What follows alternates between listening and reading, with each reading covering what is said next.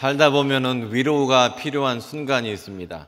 우리가 위로가 필요한 이유가 인생이 뜻대로 되지 않기 때문이라고 저는 생각합니다. 살다 보면 원하지 않는 슬픈 일을 겪기도 하고, 원하지 않는 고통을 당하기도 하고, 관계에 문제가 생기기도 하고, 그러면서 어려움을 겪기 때문에 그때마다 우리의 마음을 공감해주고 함께 아파해주고 할 사람이 필요하게 돼요.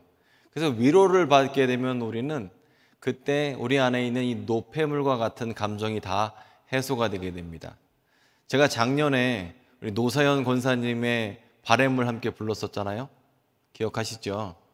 뭐 기억 못하시면 제가 한번 더 불러드릴 수도 있습니다만, 그 가사 내용이 그래요. 내 손엔 잡은 것이 많아서 손이 아픕니다. 등엔 짊어진 삶의 무게가, 뭐 이렇게 하면서 얘기를 하는데, 그 가사 내용이 너무나 공감이 돼요. 그러면 공감되는 가운데 우리는 위로를 받죠. 위로받을 때 어떻게 해요? 코끝이 찡하고 눈물이 울컥하고, 어때요? 긴장이 쫙 풀어지면서, 그러면서 어떻게 돼요? 내 마음속에 응어리 같은 게 탁 이제 풀어지게 되는 거죠. 그리고 이렇게 될 때 우리는 새로운 힘을 얻게 되기도 하고, 이 속사람이 건강해지는 것 같은 감동을 느끼기도 합니다. 자, 그래서 우리가 사실 위로가 필요한 것은 사실입니다. 오늘 고린도후서 1장 말씀을 통해서 하나님의 위로를 체험하는 저와 여러분이 됐으면 좋겠습니다. 아멘. 자, 고린도후서 1장을 보게 되면 1장 3절부터 이렇게 시작합니다. 찬송하리로다.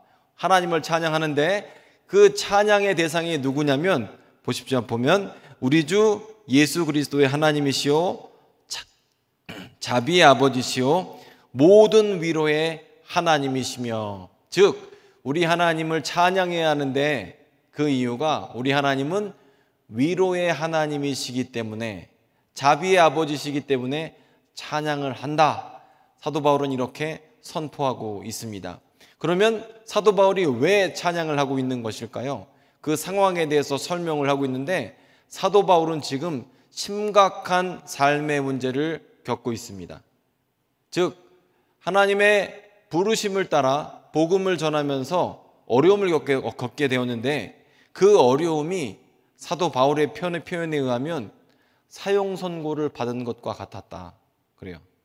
이 사형선고를 받았다는 것을 조금 우리식으로 표현한다면, 여러분이 몸이 이상해서 병원에 갔는데 의사가 진단을 하면서 당신은 앞으로 3달을 살게 될 것 같습니다. 6개월을 살게 될 것 같습니다. 이렇게 말을 했다고 한번 상상을 해보십시오. 아마 이런 것이 더 법원에서 받은 사형 선고보다 더 현실성이 있을 겁니다. 그렇게 말을 들었다고 생각해 보세요. 그러면 소망이 완전히 사라지게 되잖아요. 사도 바울의 형국이 딱 그렇습니다. 지금 너무나 삶이 힘들기 때문에 살 소망을 잃어버리고 사형 선고를 받은 것과 같았다라고 얘기를 합니다. 하지만 이 상황 가운데에서 사도 바울은 어떻게 고백하고 있냐면, 하나님이 10절을 보게 되면 그동안도 사망에서 건지셨고 지금도 건지고 계시며 앞으로도 건지실 것입니다. 이렇게 고백하고 있습니다. 즉 우리 하나님께서는요, 우리의 소망 없음 가운데에서도, 사형 선고처럼 힘든 삶 가운데에서도 우리를 건지시는 하나님이십니다. 그리고 과거에도 건지셨고 앞으로도 건지시는 하나님이 우리 하나님이십니다. 아멘. 자, 그래서 자기가 이렇게 힘든 가운데에서 하나님의 건지심을 맛보고 그걸 위로라고 표현해요. 위로받았다라고 얘기합니다. 그래서 내가 받은 위로로 고린도 교회 성도들이여 당신들에게 하나님의 위로를 전합니다. 내가 고통받는 것도 당신들의 위로를 위한 것이고, 또 내가 위로받은 것도 당신들의 위로를 위한 것입니다. 이렇게 고백하는 겁니다. 자, 요게 지금 오늘 전체 내용입니다. 오늘 말씀을 보게 되면 위로라는 말이 많이 등장하는데, 이 위로의 의미를 좀 제가 찾아봤어요. 위로가 뭐냐라고 하니까, 위로는 따뜻한 말이 위로랍니다. 목적이 있습니다. 상대방의 슬픔을, 고통을 달래주기 위해서 따뜻한 말을 하는 것이 위로다. 이게 사전적 의미입니다. 뭐 이별을 당하든 아니면 슬픔을 당하든 괴로움을 당하든 불행한 일을 당하든 이런 사람들에게 따뜻한 말 하는 것이 위로다라고 얘기를 해요. 그리고 이 위로자는 보통 남이 될 수도 있지만 자기 자신이 위로자가 될 수도 있습니다. 자, 그래서 이렇게 위로가 중요하다는 것을 우리가 말씀을 통해 봐요. 아, 이 위로라는 게 참 중요하구나. 위로받으면 우리 감정이 해소되는구나. 하나님께 위로받으면 기적적으로 삶의 문제가 해결되는구나. 이걸 알게 됐어요. 그러면 우리가 위로를 받아야 하고 남들에게 우리가 위로를 해야겠죠. 위로를 해야겠죠. 그런데 제가 위로의 방법을 여러분에게 소개시켜 드리고자 합니다. 그런데 먼저 잘못된 위로 방법이 있어요. 잘못된 위로 방법이에요. 먼저 여러분 잘못된 위로 방법을 소개 한번 해보도록 하겠습니다. 첫 번째 잘못된 위로 방법은 책임 추궁하는 겁니다. 예를 들어서 위로하러 가서 이 잘못 사실 네 잘못이잖아. 그러니까 잘 견디길 바래. 이렇게 말하는 것은 절대 위로가 아닙니다. 그런데 우리가 이런 실수를 많이 해요. 위로하러 가서 이거 사실 이거 네 잘못이잖아. 다 네 잘못이야. 이렇게 말하는 경우가 많이 있어요. 똑바로 했으면 이런 일이 없었잖아. 이렇게 하는 말은 절대 위로가 아닙니다. 사실 우리만 실수를 하는 게 아닙니다. 이런 실수를. 성경에도 이런 실수를 하는 사람들이 있는데 그 사람의 이름은 욥의 세 친구들입니다. 욥의 세 친구들은요, 욥을 찾아왔어요. 욥이 자식이 다 죽었다고 합니다. 와이프가 도망갔다고 그래요. 가지고 있는 재산을 다 잃어버렸다고 합니다. 극심한 고통 가운데에서 건강까지 해치게 되어서 지금 명예도 떨어지고 아주 불행해졌다는 소식을 들었습니다. 그리고 욥의 세 친구는 욥을 찾아와서 위로를 한답시고 이렇게 얘기를 합니다. 너가 분명히 죄 지은 게 있다. 하나님이 너가 죄를 지었기 때문에 이렇게 벌을 내리신 것이다. 잘 생각해봐라. 너는 잘못이 있다. 이렇게 위로를 했습니다. 이게 위로가 되겠습니까? 아, 내 잘못이래. 너무 기뻐. 이러는 사람은 없어요. 이건 위로가 아닙니다. 두 번째로 위로가 아닌 것은 뭐냐면 공감 없는 형식적인 말은 위로가 안 됩니다. 진심이 담기지 않은 말은 위로라고 할 수가 없죠. 그래서 때로는 위로한답시고 왔다가 인사치레만 하고 시간 돼서 간 사람들, 이건 위로라고 말할 수가 없어요. 그냥 인간가기 때문에 어거지로 왔다 갔구나 이렇게 우리가 생각을 하게 되죠. 또 세 번째로는 위로를 한다고 생각하면서 해결책만 나열하는 사람들이 있습니다. 이 상황에서 이렇게 너는 해야 돼. 이렇게 법적으로 조치를 해야 돼. 이렇게 해야 돼. 자식을 돌봐야지. 일어나야지. 이런 식의 해결책을 말하는 것은 위로가 아닙니다. 자, 버텨라, 힘내라, 기운내라. 여러분, 위로는 마음부터 시작하지 외면부터 시작하지가 않습니다. 자, 그리고 네 번째로 이 비교하는 것은 위로가 아닙니다. 이런 거예요. 나 옛날에 얼마나 힘들었는 줄 알아? 내가 겪은 거에 비하면 너 이거 아무것도 아니야. 이거는 위로가 아니에요. 세상에 힘든 사람 얼마나 많은 줄 아니? 그런데 이거 조금 힘들다고 그러고 있어. 이거는 위로가 아니라는 거예요. 여러분, 왜 이렇게 표정이 어두우세요? 이런 말 자주 하시는 것 같아요. 근데 이걸 요즘에 그 라떼 말을 하면서 라떼는 그래갖고 요즘 꼰대라고 그런 얘기 하죠. 내가 왕년에 어려운 일 겪었는데 너는 아무것도 아니다. 이런 식으로 표현하는 것은 위로가 아니다라는 겁니다. 자, 그러면 진정한 위로가 무엇이냐라고 하면 요거 반대로 하면 진정한 위로가 되는 거예요. 네 잘못이잖아. 너 때문이야. 똑바로 했어야지. 대신에 네 잘못이 아니야. 살다 보면 이런 일 겪을 수도 있어. 원하지 않는 일을 겪는 게 인생이잖아. 이렇게 하면 위로가 되죠. 두 번째로 공감하면서 말하면 위로가 됩니다. 진심을 담아서 그 사람과 함께하면 위로가 되고요. 그리고 세 번째로 해결책을 섣불리 주기보다 그 사람의 마음부터 위로를 하는 게 그게 위로가 되고, 네 번째로는 야, 나는 더 힘들었어. 더 힘든 사람 많아. 이런 말 대신에 그 사람이 세상에서 제일 힘든 사람처럼 여겨주는 것이 바로 위로의 시작이다라고 볼 수 있습니다. 또 위로에 도움되는 것이라는 것은 또 그 사람의 상태를 먼저 봐야 돼요.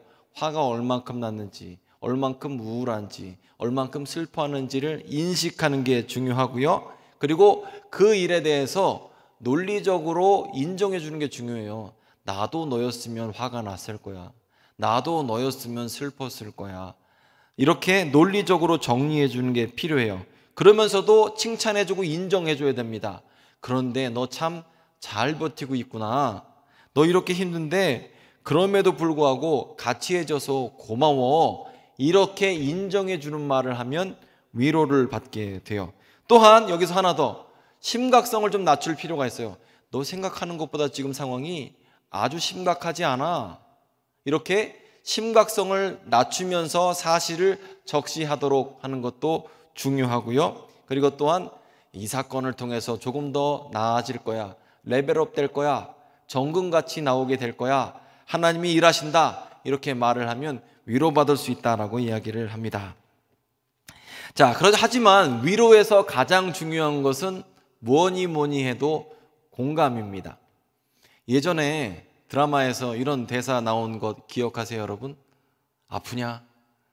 나도 아프다. 유명한 대사죠. 왜 이렇게 기뻐하시는지 모르겠네요, 우리 권사님들. 자, 아프냐? 이 말 참 보면 나도 아프다 할 때 상대방에 대해서 내가 지금 마음이 열려서 공감하고 있는 거예요. 같이 아파해 주고 있는 거죠. 저는요, 목사라서 그런지 아픈 사람, 마음이 아픈 사람, 몸이 아픈 사람, 슬픈 사람을 겪을 일이 참 많이 있습니다. 장례식에 갈 일도 참 많거든요. 근데 장례식에 가서 제가 무슨 말을 해야 될지를 모르겠어요. 뭐 어떻게 위로가 안 돼요. 특별히 이게 호상인 경우는 괜찮지만 젊은 사람이 하나님의 부르심을 받거나 이런 경우에는 이건 뭐 어떻게 위로를 해야 될지 몰라요. 말을 못 하겠어요. 그러니까 할 말이 없죠. 그래서 웬만하면 저는 장례식 가서 말을 많이 안 하려고 합니다. 그런데 제가 장례식에서 관찰한 걸 보면 위로를 잘 하시는 분들이 있습니다. 그게 누구냐면 권사님들이 위로를 잘 하세요. 권사님들은요, 위로를 어떻게 하시는지 제가 옆에서 관찰을 해보면 별게 없어요. 손잡아주고 안아주고 등 두들겨주고 같이 울어요. 그러면 그냥 자연스럽게 그게 위로가 돼요. 이게 공감해 주는 게 참 중요한 거거든요. 그래서 위로는 내용보다 공감이다. 이게 내용보다 공감이라는 게 맞는 말입니다. 사실요, 이 위로를 제대로 해준다, 공감해 준다라고 하면 여기 원칙이 있습니다. 이 공감이라는 것은요, 함께 아파해 주는 거거든요. 이거 함께 아파해 주려면요, 내가 그 상황이 되어보지 않으면 잘 모릅니다. 과부가 호렙이 사정한다고 내가 그 상황을 처해 봐야 그 고통에 대해서 잘 알아요. 이해해 주려고 하는 것으로는 공감이 안 됩니다. 내가 그 상황을 직접 당해 봐야, 그리고 나서야 그 마음이 잘 이해가 되는 거예요. 진정으로 인정해 주고 시선을 거기까지 내려가게 됐을 때에만 우리가 공감할 수가 있어요. 하지만 여러분, 이렇게 위로해 주려는 사람이 최선을 다한다고 하더라도 위로가 되지 않을 때가 있습니다. 왜냐하면 밥상 차려놔도 안 먹으면 소용이 없거든요. 위로를 아무리 하려고 해도 위로받는 사람이 마음이 닫혀 있으면 위로 안 됩니다. 마음이 닫혀 있으면 뭘 해도 안 됩니다. 그리고 사실 삶이 너무나 극심한 고통이 있고 괴로움이 생기면 옆에서 무슨 얘기를 해도 안 들어오거든요. 안 들어와요.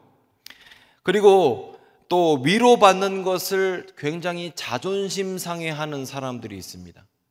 누군가 위로를 한다고 할 때 그 일이 자체가 내 일에 왜 참견하느냐는 식으로 해서 기분이 나빠지는 사람이 있어요. 그리고 이 자존감이 낮은 사람일수록 위로받기가 어렵습니다. 자기 마음을 상대방에게 열어놓지를 못해요. 자존감이 낮으면 어떻죠?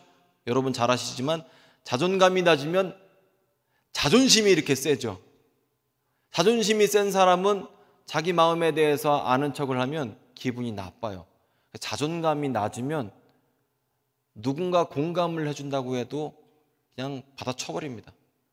받아들이지를 못해요. 또한 공감을 하지 못하는 사람, 이렇게 위로받지 못하는 사람들 중에서 하나가 사회 지도층이 이렇게 위로받기가 참 어렵습니다. 마음을 누군가에게 열 수가 없거든요. 명예나 권력을 가진 사람들, 지도자급 되는 사람들은 자기 마음을 나단 사람에게 열 수가 없습니다. 왜냐하면 자기 보호 장벽을 잘 세워놔야 돼요. 왜냐하면 그렇지 않으면 자기가 한 말들이 구설수에 오르기 때문에 말하기가 참 어렵기 때문에 위로받지를 못해요. 그러니까 마음이 힘들죠. 마음에 찌꺼기가 많이 있는 거예요. 사실 그래서 이 자존감이 높고 이렇게 되는 것 자체가 누군가와 소통하고 공감하는데 매우 중요한 요소 중에 하나입니다. 자, 그러면 여기까지 우리가 세상적 위로, 사람들이 하는 위로에 대해서 알아봤는데요. 그러면 하나님이 주시는 위로는 어떤 특징이 있을까 또 알아봐야 되지 않겠습니까?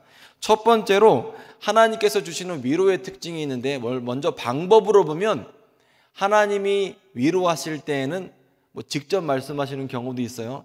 하지만 많은 경우에 하나님의 말씀인 성경을 통해서 위로하시는 경우가 많아요. 그래서 여러분, 사람들에게 마음 열기 어려울 때 성경을 읽으십시오. 그러면 성경 안에서 하나님께서 여러분을 위로를 하십니다. 두 번째로 또 공동체를 통해서 말씀하시는 경우가 있어요. 예를 들어서 정말 그 사람이 예수님과 동행하고 있는 사람, 그런 사람들과 이루어진 공동체라고 한다면 사람들을 통해서 하나님은, 성령 하나님께서는 역사하셔서 내 마음을 함께 해주시는 경우가 많이 있죠. 그리고 또 세 번째로는 하나님께서 괴로움 가운데 있는 우리에게 소망을 주셔서 이겨내게 하는 경우가 있습니다. 오늘 같은 경우도 보면 하나님을 신뢰하는 것을 통해서 소망 얻게 되고, 이 사람은 사도 바울은 살 소망을 얻게 된 거죠. 자, 그러면 위로에 대해서 다시 한번 얘기할 때 공감에 대해서도 좀 알아볼 필요가 있는데요. 일단 내가 마음의 문이 닫히고 자존감이 낮으면 위로받기가 참 어렵습니다. 그런데 기독교 안에서, 우리가 예수 믿는 것 안에서의 자존감은 세상적 자존감과는 다릅니다.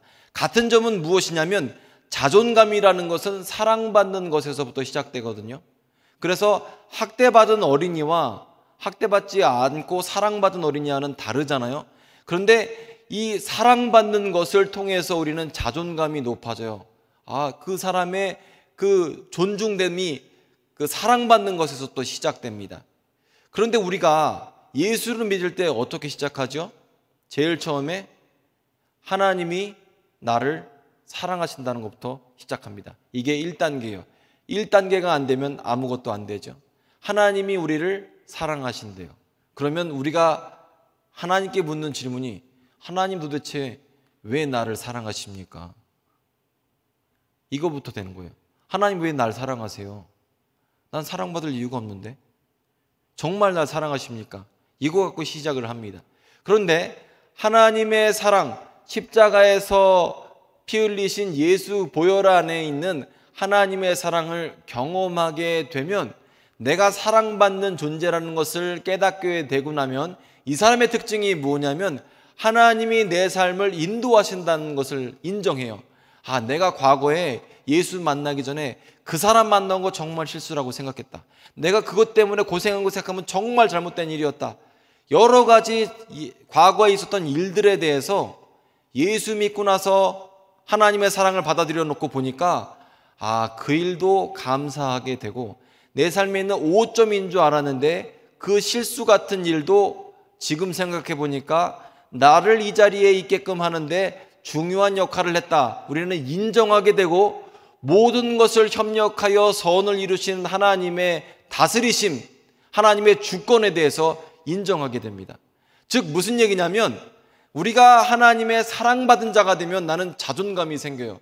자존감이 생기면 배포가 생기죠. 마음의 문을 열어도 되는 거예요.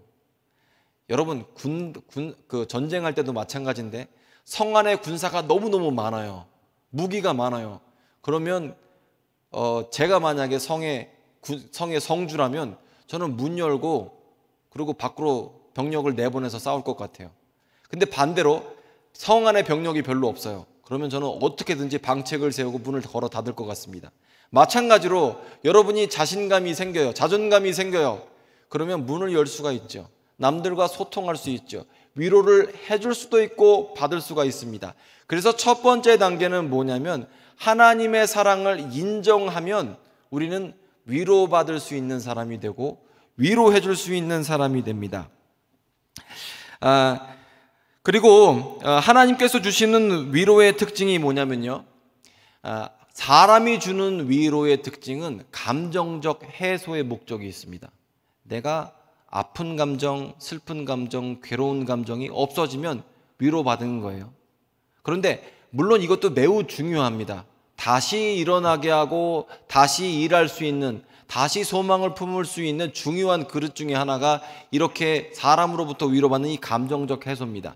하지만 하나님께서 주시는 위로의 특징은 무엇이냐면 하나님이 주시는 위로는 이 감정적인 해소를 넘어서 문제 해결이 있다는 겁니다. 요한복음 11장을 보게 되면 나사로가 죽었어요. 그리고 마르다와 마리아는 굉장한 슬픔에 빠졌습니다.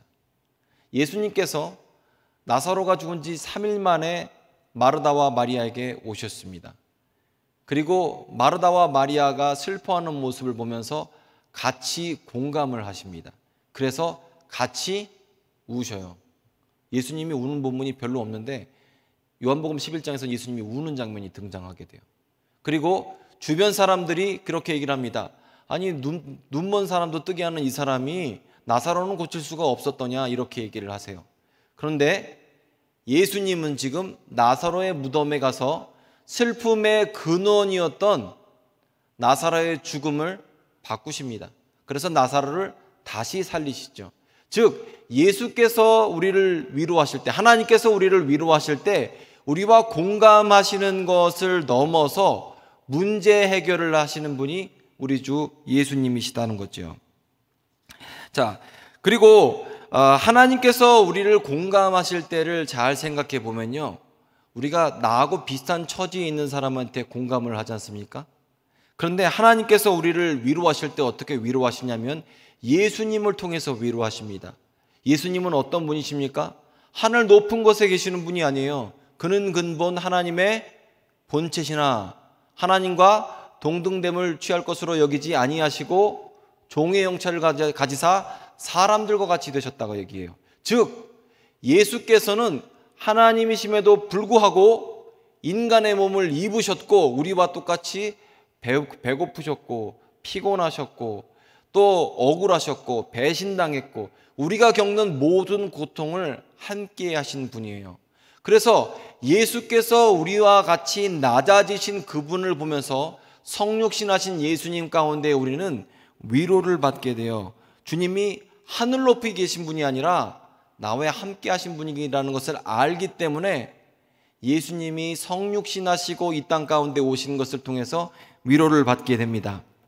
자, 그럼에도 불구하고 여러분은 이런 사실에 대해서 신앙인으로서 위로를 받지 않습니다. 이게 정말 안타까운 거예요. 제가 지금 여러분에게 위로를 하겠다라고 말씀을 드렸지만 여러분이 제가 지금 한 말에 별로 위로가 안 된다라는 거예요. 마음이 잘 열리지가 않는다. 이게 참 안타까운 거죠. 우리는요, 예수를 믿으면서 하늘 위로가 있음을 알면서도 위로를 거부합니다. 누가 위로를 하면 그 말에 대해서 별로 중요하게 생각하지 않고 인사치레로 생각하는 경우가 많이 있어요. 자, 그래서 저는요, 오늘 고린도후서 1장 3절에서 10절까지 말씀을 보면서 그런 면에서 우리의 삶 가운데 고난이 있지 않은가라고 생각을 해보게 됩니다. 왜냐하면 우리가 고난을 겪게 되면요, 아픔을 알게 되고 그 아픔과 괴로움 가운데에서 우리와 똑같이 시험을 받으신 예수님의 고난과 고통에 대해서 묵상하게 되거든요. 그리고 그런 바닥의 시간, 인생 바닥의 시간을 통해서 하나님이 어떤 분이신지에 대해서 고민하게 돼요. 하나님이 살아계시면 정말 내 삶에 이런 일이 있을까? 하나님이 살아계시면 왜 그럴까? 이런 고민을 하게 됩니다. 그리고 이런 바닥의 시간을 통해서 우리는 하나님을 더 잘 알게 됩니다. 성경의 모든 위인들이 다 그랬어요. 다윗도 바닥의 시간 가운데에서 목자이신 여호와 하나님을 체험했죠. 다니엘도 마찬가지고요. 아브라함도 마찬가지고 요셉도 마찬가지였습니다. 또 베드로도 마찬가지죠. 성경에 등장하는 믿음의 조상들이 전부 다 이런 바닥의 시간을 통해서 하나님에 대해서 깊이 묵상을 했고 만나주시는 하나님을 경험하게 되었어요. 우리는 사실 하나님만 의지한다고 말은 하지만 하나님을 안 의지하죠. 계획을 의지하죠. 내가 손에 쥐고 있는 것을 의지합니다. 하지만 바닥에 내가 처했을 때 그때 우리는 의지할 수 있는 게 아무것도 없어요. 우리는 찬양할 때 그런 찬양을 드리곤 하잖아요. 내가 주님 한 분만으로 만족합니다. 근데 말은 그렇게 해요. 근데 실제로 삶에서 주님 한 분만으로 만족을 못하고 살죠. 그런데 고난 가운데에서 삶이 어려워지고 내 방법이 안 되고 내 계획이 되지 않고 내가 동원하려고 했던 능력이나 지연이나 혈연이나 재정이나 모든 것이 다 효과가 없게 되면 결국 예수님만 남게 돼요. 우리는 예수님만으로 만족하는 방법을 배웁니다. 언제 배워요? 예수님만 남았을 때에. 예수님만 남았을 때 예수님으로 만족하는 방법을 배워요. 왜 그러냐면 오늘 고린도후서 1장 9절에서 10절을 보게 되면 사형 선고를 받은 것 같았대요. 살 소망이 다 끊어져 버린 것 같대요. 그런데 그 상황 가운데에서 사망에서 건지셨고 지금도 건지고 계시고 앞으로도 건지실 것을 경험한 사도 바울이 내가 사망 선고 받은 것처럼 바닥에 있어 보니까 우리 하나님이 어떤 분이신지 깨닫게 되는 거죠. 우리 하나님은 건지시는 하나님, 구원하신 하나님이라는 것을 알게 되었다는 거예요. 자, 살 소망이 없고 하나님만 남은 상황 가운데에서 우리는 기적을 베푸시는 하나님, 위로하시는 하나님, 하나님의 위로는 감정적인 위로가 아니에요. 감정적인 위로 플러스 상황을 바꾸신다는 거죠. 하나님이 우리 상황을 바꾸실 때 내 안에서 능력을 주셔서 상황을 바꾸시든지 능력이 있는 사람을 나한테 붙이셔서 상황을 바꾸시든지 아니면 이도저도 아니면 기적을 베푸셔서 상황을 바꾸세요. 우리 하나님은 우리를 위로하실 때 감정적인 위로를 넘어서는 분이시다는 겁니다. 자, 말씀을 마무리하도록 하겠습니다. 자, 코로나 4단계가 내일부터 시작되게 됩니다. 6시 이후로는 2사람 이상 모임, 2사람, 3사람 이상 모이면 안 된대요. 자영업 하시는 분들, 또 학원 하시는 분들, 또 사람 상대하시는 분들 지금 정말 쉽지 않을 거라고 저는 생각합니다. 저도 마찬가지지만 정말 쉽지 않을 것 같아요. 어쩌면 지금 고린도후서에서 나오는 사형 선고 받은 것처럼 어떻게 하라는 거냐. 월세는 똑같이 나가야 되고 또 고정비는 그대로 나가야 되고 감당해야 될 일은 너무나 많은데 수입은 점점 줄어들고 정말 답답하게 여겨지실 수도 있을 것 같습니다. 그런데 여러분, 이런 상황 때 혹시 사도 바울 고백처럼 살 소망도 없는 것 같다, 낙심하지 마십시오. 그 순간 하나님이 기적을 베푸시는 순간입니다. 그 순간이 하나님의 위로를 체험할 수 있는 순간입니다. 이건 논리적이지 않아요. 말로 아무리 설명해도 모릅니다. 하지만 그 상황 가운데 내가 예수님만 남았을 때 그 상황에서 하나님이신 예수님, 내 삶에 기적을 베푸시는 예수님, 내 삶에 죽은 나사로를 살리시는 예수님을 우리는 경험하게 됩니다. 이게 말로는 설명이 안 되고 논리적으로도 설명이 안 되는데 그 상황에 처하게 되면 하나님이 날 사랑하시는구나, 내 인생 내 마음대로 안 되는구나, 하나님께서 인도하시는구나, 이런 고백을 할 수가 있고 그 앞에서 사랑받는 나를 발견하게 되고 우리의 자존감이 높아져서 하늘 위로를 경험하게 되는 겁니다. 자, 쉽지 않은 2주가 내일부터 시작되게 될 건데요. 성도 여러분들, 하늘 위로를 체험하시기를 바랍니다. 하나님의 위로는 감정적 위로가 아닙니다. 하나님의 위로는 감정적인 위로와 함께 능력이 동반하는 위로입니다. 승리하시고 극복하시고 또 하나님의 위로를 체험하시는 여러분 되시기를 바랍니다. 기도하겠습니다.